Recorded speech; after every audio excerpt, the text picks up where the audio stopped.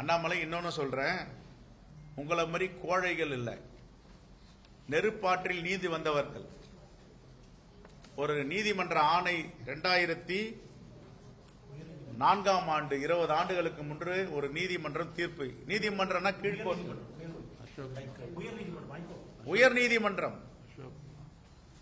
உயர் நீதிமன்றத்தில் ஒரு தீர்ப்பு கொடுத்திருக்காங்க. இந்த தீர்ப்பை படிச்சுன்னா நீ மண்டிட்டு மன்னிப்பு கேட்க வேண்டியிருக்க. என்கிட்ட எல்லாம் விட்டா போதும், என் வழக்கை தள்ளுபடி செய்யுங்கன்னு கேட்பான். நான் நீதிமன்றத்தில் ஏறி உங்களுடைய ஆட்சியில், பிஜேபி ஆட்சியில், உங்களுடைய RSS தோழர்களால் சிபாரிசு செய்யப்பட்டு என் மேல வழக்கு போட்டீங்க.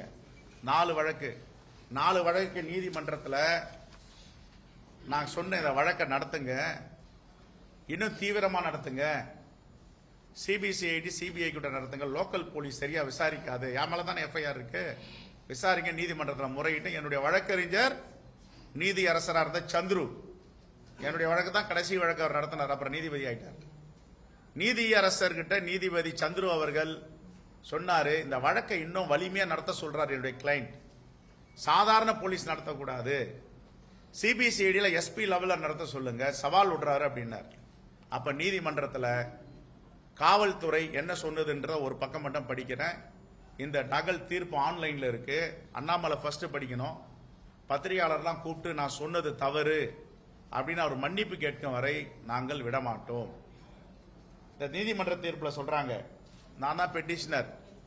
தி petitioner can get acquitted after trial or quash in the proceedings, but the conspiracy of the city police to foist a false case should be exposed to prevent abuse of law and the Bureau of Investigation.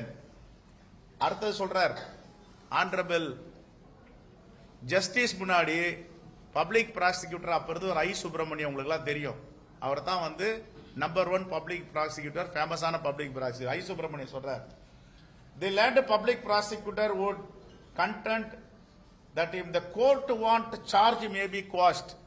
நான் எந்த இடத்துலயும் என்னை விட்டுருங்க, என் வழக்கெல்லாம் quash பண்ணுங்க நான் கேட்கல. நீதி அரசர்கிட்ட பப்ளிக் ப்ராசிக்யூட்டர் சொல்றார், நீங்க குவாஷ் பண்ணிடுங்க, இதுக்கு மேல இதை விசாரிக்க வேண்டியதில்லை. இதுதான் எங்க வரலாறு.